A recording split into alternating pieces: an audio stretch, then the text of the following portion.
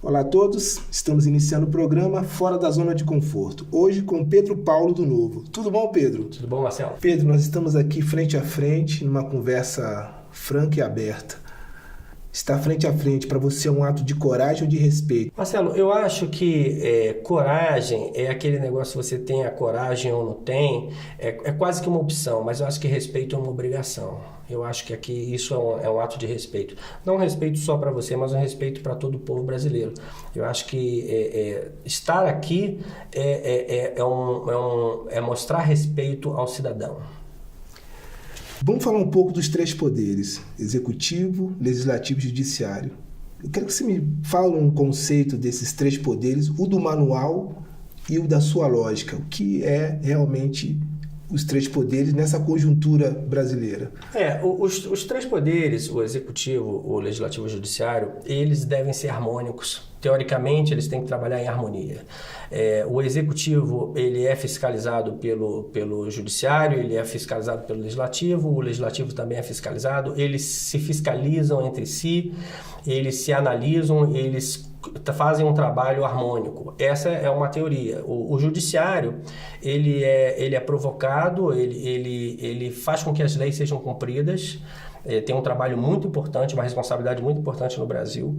O executivo, ele executa a gestão, ele administra o país, ele administra os projetos, ele tenta levar o país numa direção de crescimento e desenvolvimento. E o legislativo, ele cria leis para que a sociedade funcione e ele também fiscaliza se o executivo está cumprindo o seu papel. Então, todos têm uma responsabilidade muito grande. Eu acho que, teoricamente, se eles funcionassem fazendo o que tem que ser feito mesmo, seria maravilhoso, seria um melhor dos momentos. Mas, infelizmente, no Brasil, o que a gente vê na nossa atualidade? A gente vê membros do judiciário acusados de serem coniventes com determinadas políticas. A gente vê membros do executivo sendo acusados em escândalos de corrupção. Membros do legislativo também. E o que acontece com o país? O povo sofre, o desenvolvimento não vem. Mas se eu fosse falar desses três poderes, qual que eu acho que tem uma parcela de responsabilidade até certo ponto maior, eu diria que é o legislativo. Porque o legislativo, ele tem a obrigação de criar leis para melhorar o país, para fazer o país se desenvolver. O judiciário, não, o que é? Aquela pessoa, aquela carreira que a pessoa faz um concurso, vira juiz, vira ministro, ele tem que cumprir as leis que são colocadas no país. O judiciário faz isso. O executivo também é eleito, mas em geral tem muitos administradores que fazem parte dessa organização. Mas o legislativo é formado por pessoas eleitas pelo povo. Então, eu acho que a parcela de responsabilidade do legislativo é maior, porque se o membro do legislativo for mal intencionado, ele vai fazer uma lei que vai afundar o país. Ele vai fazer uma lei para beneficiar determinados grupos, ele vai fazer leis que vão perdoar dívidas à torto e à direita, ele vai fazer leis para atrapalhar o desenvolvimento de várias áreas do Brasil. Então, o legislativo, eu acho que tem que ter um olho muito clínico para o legislativo, principalmente porque a pessoa não faz um concurso para ser do legislativo, ela participa de uma eleição, e aí o povo pode ser enganado e colocar lá uma pessoa que, teoricamente, teria que desenvolver leis para beneficiar o país e fiscalizar o trabalho do executivo, mas aquela pessoa pode estar lá, por outro lado, para defender determinadas organizações e está, infelizmente, impossibilitando o país de crescer. Então, eu poderia dizer que um candidato a deputado distrital, ele mente quando chega na comunidade, diz que vai construir um hospital, ele mente quando diz que vai botar mais transporte na rua. É isso mesmo? Olha, Marcelo, eu não vou dizer assim com toda veemência que ele mente. Ele pode prometer que vai tentar fazer um hospital. E se ele falar isso, eu acho que ele está dentro da realidade. Agora, se ele for lá e falar assim, eu prometo que aqui vai sair um hospital porque eu vou fazer uma lei que vai fazer um hospital aqui. Ele está mentindo. Aí eu digo que é mentira. Por quê? Porque ele está prometendo algo que ele não pode cumprir sozinho. Ali, o que o Legislativo faz? Um projeto de lei que vai ser debatido e votado entre vários membros do Legislativo. Então, na hora que ele faz uma promessa numa determinada comunidade, que eu vou criar um transporte gratuito aqui, aqui, eu vou fazer, vou acontecer. Sim, é um estelionato eleitoral. Ele está mentindo para o povo para conseguir o voto, para chegar lá. E aí eu não acredito que ele seja inocente o suficiente para não entender que não funciona assim.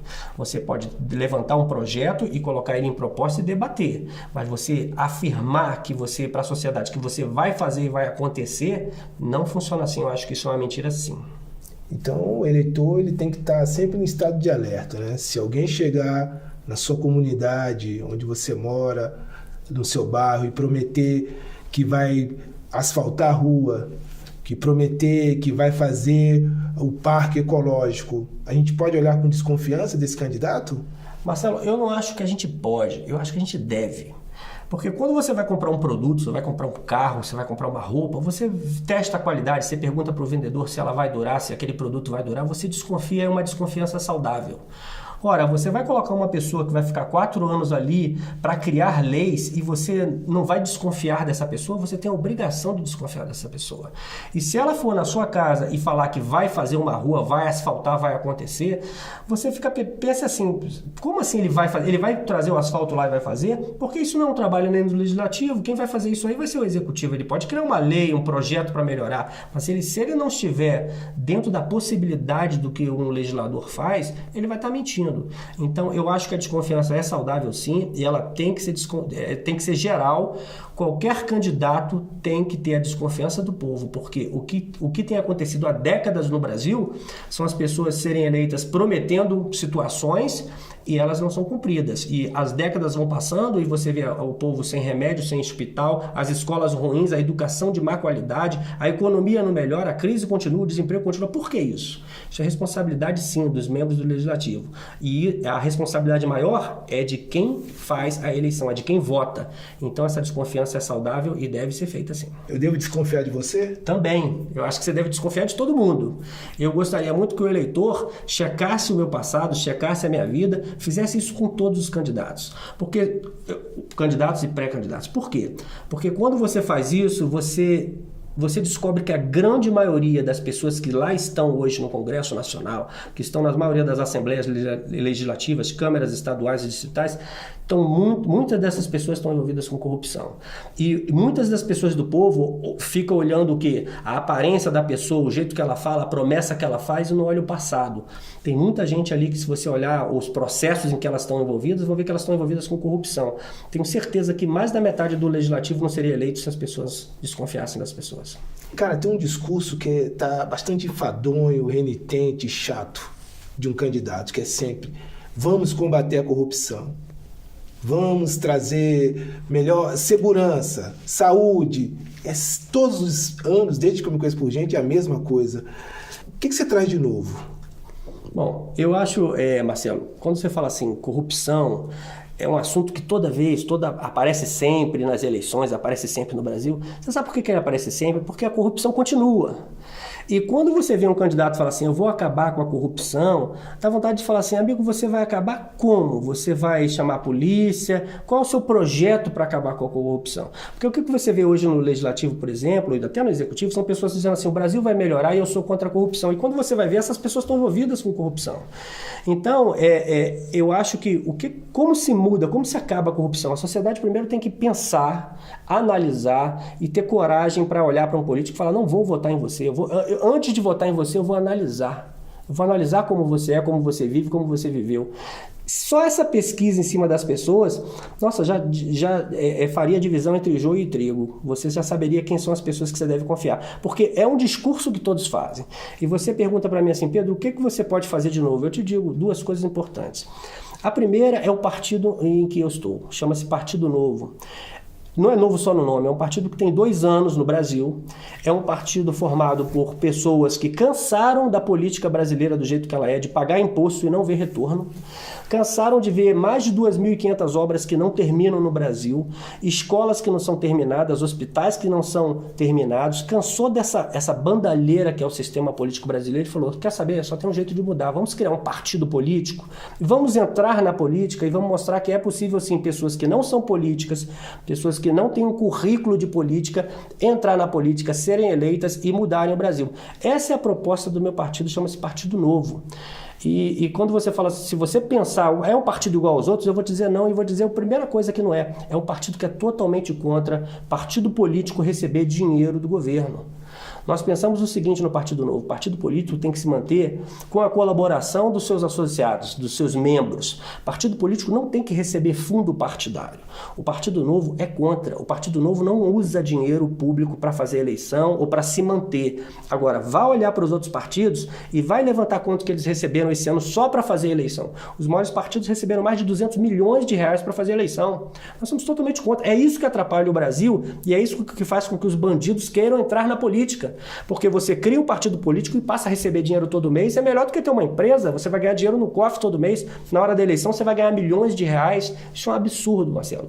O nosso partido é contra isso. Nosso partido, para quem quiser conhecer, é só entrar na internet e botar lá novo.org.br e você vai ver valores que eu tenho certeza, todo mundo se identifica. Poxa, eu quero isso, eu sou contra o carreirismo político, eu sou contra partido receber dinheiro, eu sou a favor de qualquer cidadão possa ser candidato, bastando para isso fazer um processo seletivo, se apresentar para o partido. Eu sou a favor de um político, se for eleito, ele não pode sair do cargo que ele está para virar ministro de alguma coisa e colocar um suplente que faz parte da cultura do Brasil. No Partido Novo, não. Se você for eleito, você tem que ficar lá, manter as promessas de campanha que o partido analisa e você não pode sair para algum outro cargo de confiança, um cargo qualquer. Então, isso é uma coisa nova para o Brasil. Eu espero que a população cada vez conheça mais, porque é um partido que eu acho que estava faltando no nosso cenário para desenvolvimento. Se eu for pensar na sua lógica, eu poderia dizer que um gabinete para você seria assim: um assessor de imprensa, um assessor jurídico, um secretário e o resto funcionário de carreira. Funciona bem? Marcelo, você consegue trabalhar assim? Deixa eu te dar um exemplo para você, tá? O Partido Novo, ele só tem 2 anos, então ele participou de uma eleição para prefeitos e vereadores em que ele só colocou candidatos para vereador. Talvez tenha colocado para prefeito, eu não estou bem lembrado agora, mas nós elegemos um vereador no Rio, um em São Paulo, um em Curitiba e um em Belo Horizonte. Esses vereadores já economizaram milhões dos cofres públicos, justamente com a finalização dessa gastança. Eles entraram lá e falaram: eu não vou gastar o que todo mundo gasta, eu não vou gastar com assessores, eu não vou gastar com essas benesses que os políticos têm. São só 4 vereadores que já economizaram milhões. O que nós queremos? Nós esperamos ter muitos políticos, muitos pré-candidatos eleitos nas eleições e mostrar que é possível sim. Por que um senador da República tem mais de 60 assessores? 60 assessores. Por que a presidência da República recebe mais dinheiro por ano do que a rainha da Inglaterra e a nobreza da Inglaterra? O que é isso? Parece que o nosso país está acima dos países de primeiro mundo. Isso aqui é um país que tem que desenvolver ainda e gasta dinheiro demais. Essa cultura de gastança tem que acabar. No Partido Novo, os pré-candidatos todos sabem e prometem e querem reduzir os custos, reduzir os gastos, mostrar que é possível fazer um país decente sem precisar ficar nessa gastança que nós temos aí hoje. Você não respondeu.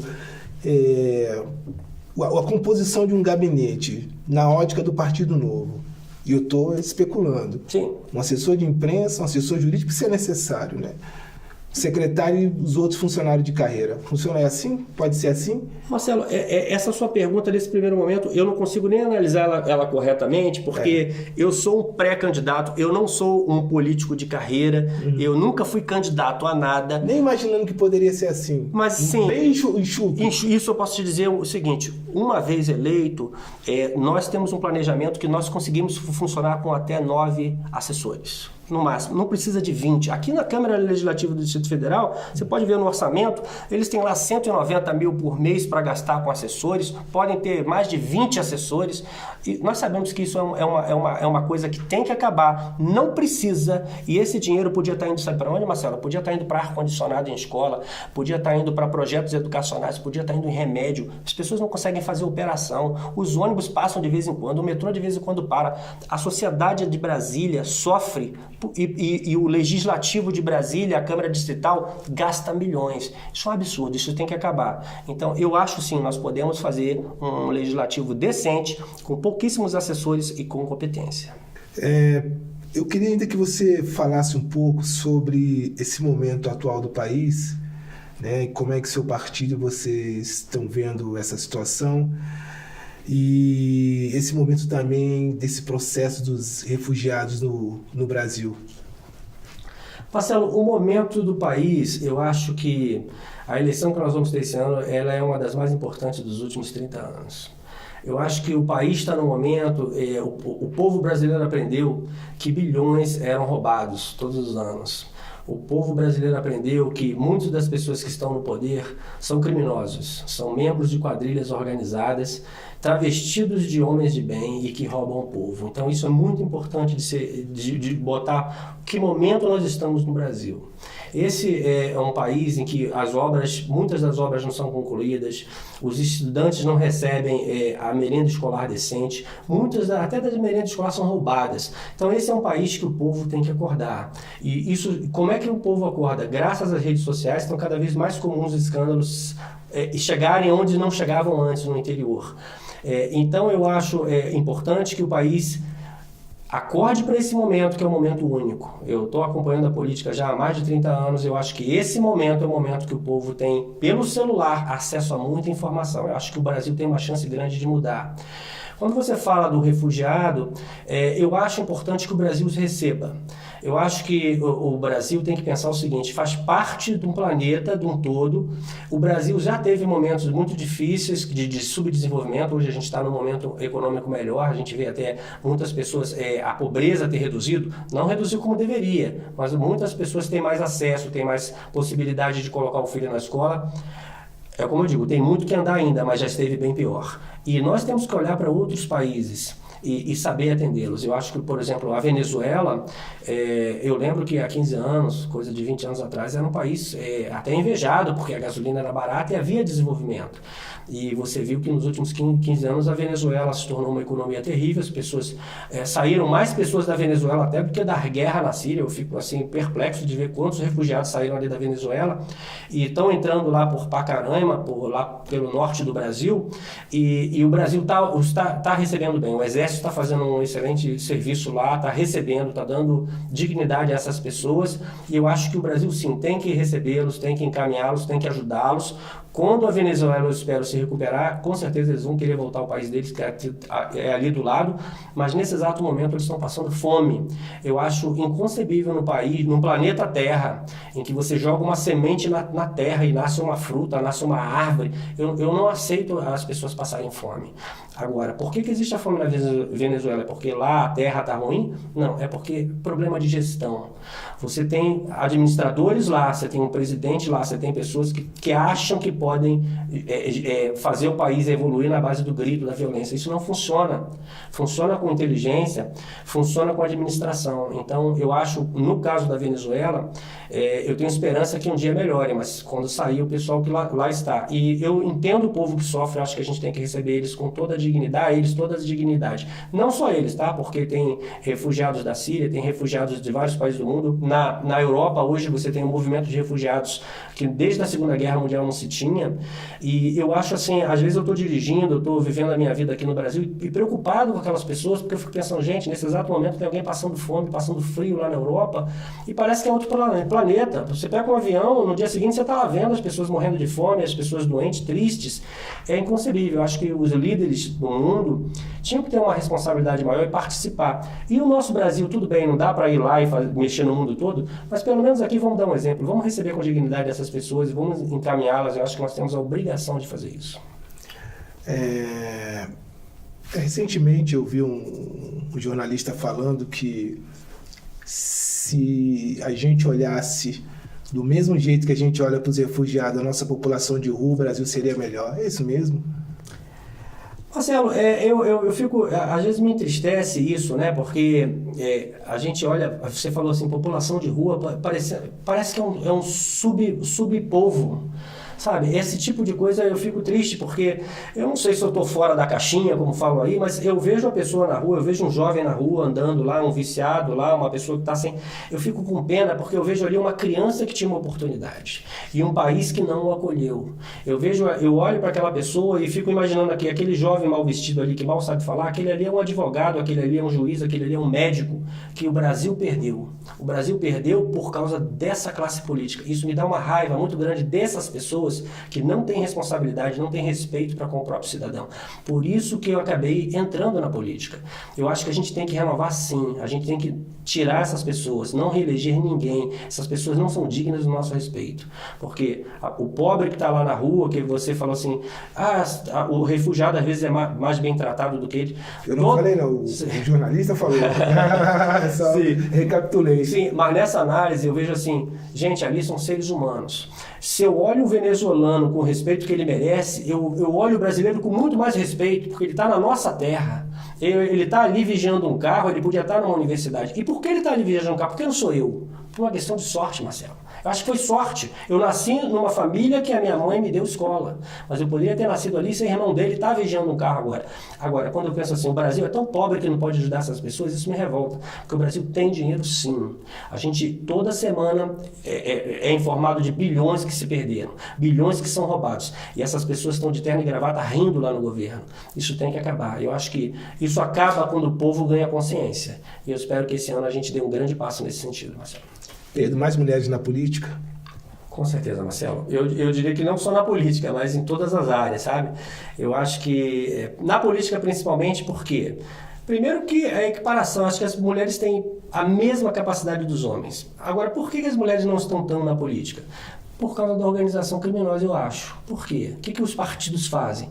Colocam mulheres só para conseguir uma cota necessária para participar da eleição, e muitas mulheres sequer sabem que são candidatas. Então, ela acaba não querendo entrar nesse jogo sujo que é a política. Infelizmente, não tem como dizer, é um jogo limpo. Não é um jogo limpo, é um jogo sujo.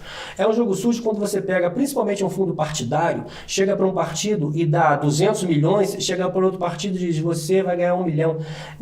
Na verdade, todos não deveriam ganhar nada. Deveria ter zero para todo mundo e todo mundo tentar conseguir com seus filiados. Agora, um partido que como o meu, que quer participar sem gastar dinheiro público, vai competir com um partido que tem 200 milhões para gastar nas eleições. Ora, esse partido está interessado em colocar a mulher na política? Eu não acredito. Eu acredito que esse partido, na verdade, quer se manter no poder. Ele quer manter o sistema funcionando como está. Então, eu acho que sim, tem que ter mais mulheres na política. Mas não é só mulher, não é uma questão de sexo, é uma questão de mais gente honesta na política. Seja homem ou seja mulher. Tem que ter gente honesta, porque muita gente fala assim, para a política preciso que melhorar a educação, tem que melhorar o transporte, tem que melhorar a saúde. Eu digo não, para ser uma política precisa de 3 coisas essenciais. A primeira delas é a honestidade. Pessoa para ser político tem que ser, primeira coisa, honesto. Aquela pessoa vai ter dinheiro passando pelos seus orçamentos, análise de gestão de outros executivos. Se aquela pessoa não for honesta, ela vai fazer um mau trabalho, ela vai prejudicar o país. Honestidade é o número 1. 2, vamos falar então do transporte? Não vou. 2, sabe o que precisa? Trabalho. A pessoa tem que ser honesta e a pessoa tem que trabalhar. Ela tem que trabalhar e não trabalhar pouco, só indo em algumas sessões do Legislativo. Ela tem que trabalhar como funcionário público, como funcionário do povo. Ela tem que trabalhar muito para saber o que está acontecendo na sociedade e para evitar que essa sociedade seja roubada. Então, o trabalho é a segunda coisa mais importante. E qual é a terceira, na minha concepção, a coisa mais importante? É a inteligência. Porque você pode ser honesto, você pode trabalhar muito, mas você pode ser ludibriado por pessoas inteligentes, pessoas diplomadas, que falam várias línguas, formadas em universidades do exterior, que querem criar um projeto maravilhoso que você olha assim, mas na verdade aquele projeto quer roubar o país. Então a pessoa tem que ter inteligência para identificar um projeto, identificar um ladrão que fala várias línguas e falar assim, não vou entrar nessa, isso é errado, isso é contra o país. Para mim isso é o primordial, é isso que precisa um homem público ter. Agora, quando você vê as pessoas falando, não, vou melhorar transporte, educação, isso parece até um jargão de eleição. Não, tem que se identificar se essa pessoa vai ter honestidade, vai ter um histórico de trabalho e se ela vai ter inteligência para fazer um bom trabalho. Pedro, figura carimbada no pacotão, as sátiras, né? Cansou de protestar e resolveu vir a campo. Não, tá aí. Essa entrevista acabou me pegando nessa parte. É importante, bom, primeiro, para quem não está me vendo e está me vendo pela primeira vez, eu já fui um cabeludão quando eu era jovem, tinha bastante cabelo. Eu era skatista, ainda ando de vez em quando aí de skate aí com meu filho. E gosto muito de carnaval. Sou carioca, cresci pulando carnaval e eu acho que é uma diversão. Eu tenho o direito de ser feliz no carnaval. E o pacotão é um bloco que você faz o protesto, você brinca o carnaval e faz o protesto. Então, eu acredito que muita gente já deve ter me visto por aí fantasiado ou de paulistano na hora do banho, que na época da crise hídrica lá de São Paulo eu botei uma toalha, uma touca na cabeça e saí no carnaval. De político honesto daquele partido, eu botei um terno e gravata, saí no pacotão e todo mundo foi lá me entrevistar porque achou muito engraçado existir um político honesto daquele partido, né? Pessoal, que partido é esse? Eu digo, tem vários aí. E até a última fantasia que eu coloquei aí de ministro do Supremo indicado por critério ético. Porque qual foi a minha crítica? Foi justamente isso. O ministro do Supremo tem que estar lá pelo seu currículo de honestidade, de bons trabalhos jurídicos e não por indicação política. Então eu aproveito o pacotão sempre para brincar, espetar e protestar. Eu acho que a gente tem que ter essa visão aí. O carnaval tá aí, vai vir próximo, vou pensar outra fantasia e vou brincar. Tenho direito, não tenho? Olha, o meu Facebook e meu Instagram é Pedro Paulo do Novo. Eu tenho um Gmail também, que é pedropaulodonovo@gmail.com. Tá saindo já o meu site, que é pedropaulodonovo.com.br. Então, tem como a pessoa me seguir. Eu gostaria até que as pessoas me seguissem, porque eu sou uma pessoa que nunca fui candidato a nada. E agora eu acho que está na hora de eu dar minha contribuição. Eu não quero que a minha vida passe em branco e eu fale assim, eu não tentei. Eu acho que eu posso dar uma contribuição muito séria. Recentemente eu comecei a fazer um programa no YouTube que chama-se Fala-se Tio Pedro. Fala Tio Pedro, porque uns amigos do meu filho, que é adolescente, me chamavam de Tio Pedro quando eu levava eles para o cinema e tudo. Eles agora estão com 15, 16 anos e eu estou querendo que o jovem se envolva na política. Porque passou para mim esse tempo de vida aí, eu já estou com 53 anos, e eu me preocupo com os jovens. Eu digo, que país vai ficar para esse pessoal, para esses jovens? Que próximos 30 anos serão esses?